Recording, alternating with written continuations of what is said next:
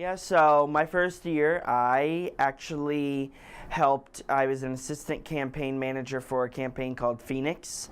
They actually lost. They only won 2 seats, but election night, when we lost, I reached out to Gabby Baca, who ran the campaign that won the most seats, and I reached out and I told her my ambitions, what I wanted to do. I was at the regional campus in Lancaster, but I wanted to be in Senate. I told her my expertise, what I'd be interested in. And I think it was the next day, well, I congratulated her. I was fully transparent in that I was on the other campaign.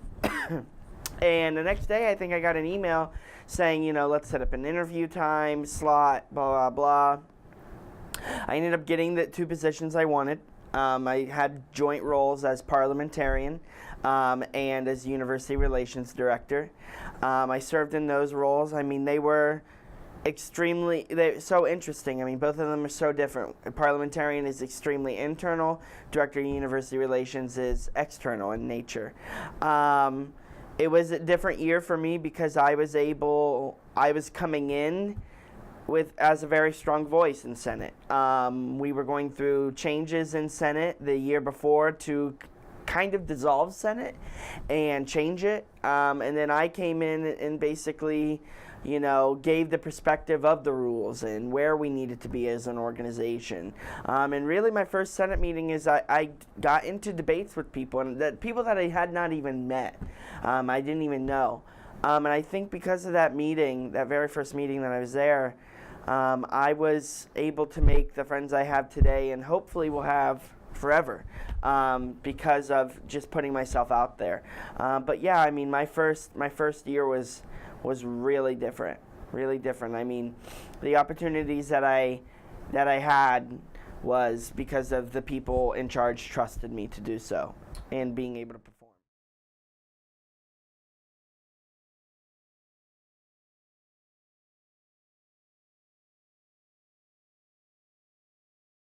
Yep. So, I've been in Senate for 3 years, even though as I'm a senior. But my second year, so my junior year, I was the chief of staff. I was the campaign manager for Hannah Clauser's year. We won. We overwhelmingly won. Originally, I didn't want to be chief of staff.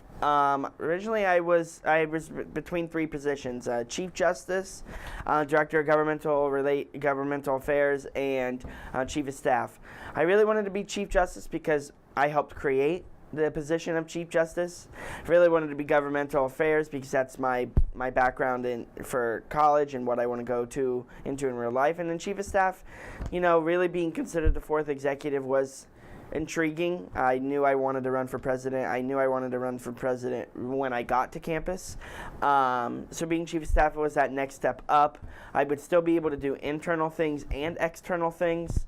But at the end of the day, they thought I'd be the best chief of staff. So they appointed me to be their chief of staff.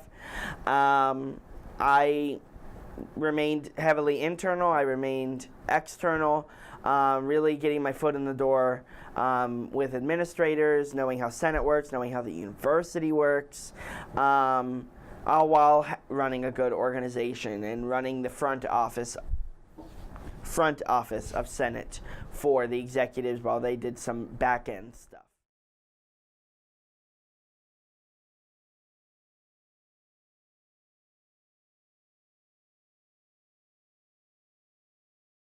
It was definitely a wake-up call. This leadership positions are not new for me. I know what to do in these situations, but I think just everything that it encompasses being president is a lot. Sitting in this meeting, sitting in that meeting, sitting in a budget meeting is a lot different than any other meeting you'll ever be in. Being able to do that time management, juggling, this afternoon before our filming, I was in 3 back-to-back meetings, and I had to find the time to do this interview, eat, do homework, and then go participate in uptown activities. So it's like, you really have to be able to time manage. And I was privileged enough to have a sense of time management instilled in me when I first joined Senate. because the president at the time had made it known that people know that I will one day likely be president, and I need to be able to operate an Outlook calendar, time manage, and really understand academics are first. But, having this sense of understanding, I think it's hard because people call you out if you let your ego get the best of you.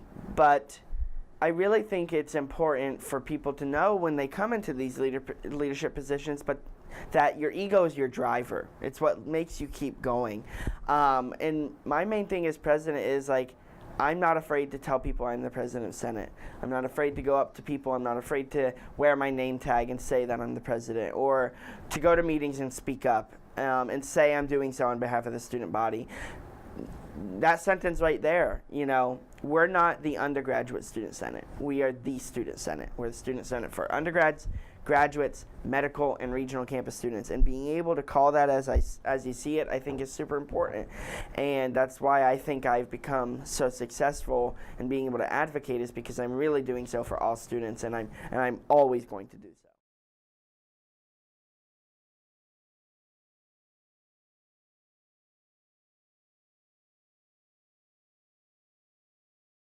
I was involved in student government, Akron. I was a senator. I was only involved with it for a semester. I left due to Akron not working out, due to I was running for school board for Lancaster and needed a transfer. So then I went to the regional campus in Lancaster.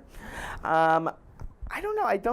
The transition wasn't bad. No, I wouldn't say so, because I had lived in a dorm at Akron, and I already knew how to live on my own and things like that. So the transition to Athens, other than the people, was really the only challenge, and I think I overcame it relatively quickly.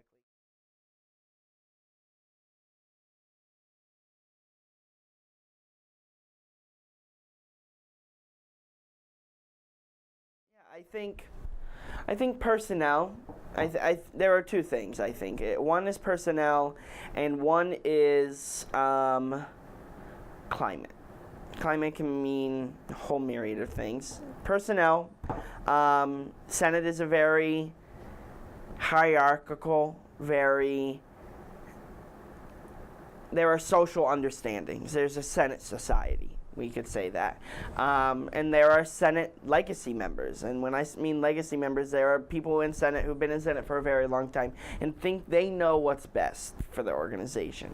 So I think the biggest issues are overcoming those people. And they get in your way, but you have to get to the top. And I'd say I've had those issues every single year. May that be my first year with people who didn't believe that we should keep Robert's Rules of Order, or that I should be the chairman of a certain committee because I was so new. Or last year, overcoming the issues of internal commissioners that lost the election the previous year, internally fighting and creating a bad name for Senate. And then this year, there are some alumni on the Senate body who have certain feelings about certain things. So, really overcoming that, I think the main thing is through collaboration, collective agreements, things like that, and really being able to work with those people who differ from you, and at the end of the day, knowing that you don't always have to come to an agreement. But you should leave the room with a mutual understanding. And then the second point that I brought up was climate. In climate meeting, well, one, the Senate climate. I already talked about that. And two, the campus climate. May that be administrative, faculty, or student. I think we have been plagued with such a volatile political climate since I've been on campus, whether that be with President Obama or President Trump. There's always these competing factors in the political climate that really make it hard for Senate, because we have to come out on these opinions. And we always think to ourselves, the most interesting conversations that I have as president now is freedom of expression. And what does that mean? And how can we, do we restrict one? Do we not restrict the other? How do we go about that? And being able to find that answer and being able to make sure at the end of the day that I'm speaking on behalf of all students and all voices are being heard. Majority voices and most importantly, minority voices.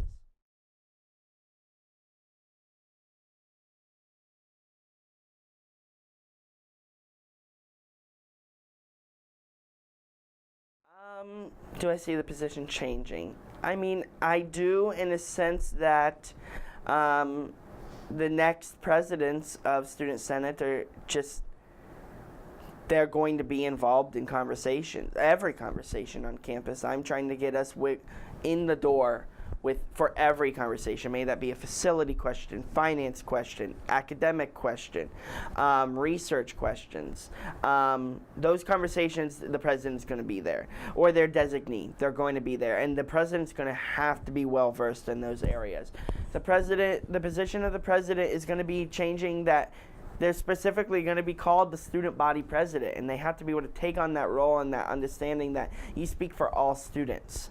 I don't know if I want to see anything. I want respect brought to the presidents. You know, you look at peer institutions and you look at what other Ohio institutions they do for their presidents. It's a lot different. You know, it's too bad that a president 2 or 3 years ago made some remarks and had actions that then caused the president for Senate to not be able to speak at the convocation or graduation. There are certain things that are entitled to other presidents at universities that you would think we would be entitled to, that the president would be entitled to, but we're not. And I think that respect should be given back, and it is. You know, I serve on the President Nelson's cabinet right now, and there are some certain things that I do that presidents have not done in the past, but we really should be, we really should be seen as the light for students, and that we are the spokesperson for the students. And, by going to orientation, by introducing ourselves at orientation, I'm not saying the president of Senate deserves certain pomp and circumstance, but they do deserve the recognition of the position they hold. And by doing that, it not only motivates the president, because they're getting the recognition they deserve by being in that position, but it also motivates senators, because it shows how much of importance that administrators, faculty, and the whole lot are placing on the president, because then that transitions to the organization. It shows how important the organization is. But also it shows to the students. That's at the end of the day the most important thing, is it shows the student body how much of a significant role not only the president but the Senate body plays in the governance of the university. Overall recommendation: do not be afraid to go up to an administrator or to a member of the university and say, what you're doing with X is not right, and I think this should be the Y change. You have to understand, new members have to understand that as a member of Senate, you are not an ordinary student. You are a student member of Senate.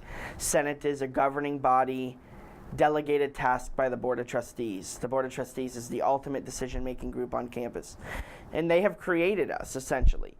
And we have more rights to do and speak on behalf and advocate for students than other students do. We have the rights to request things that normal students wouldn't be able to. Sometimes not even normal administrators and faculty are entitled to. So senators, members of Senate, have to know their position within the university. And their position is that they're an elected official at the end of the day. They're elected by the student body. They're sworn in by the Vice President of Student Affairs, and they're given certain duties to do things, and they have the right to do their job and the right to advocate for students, just like any other government official would.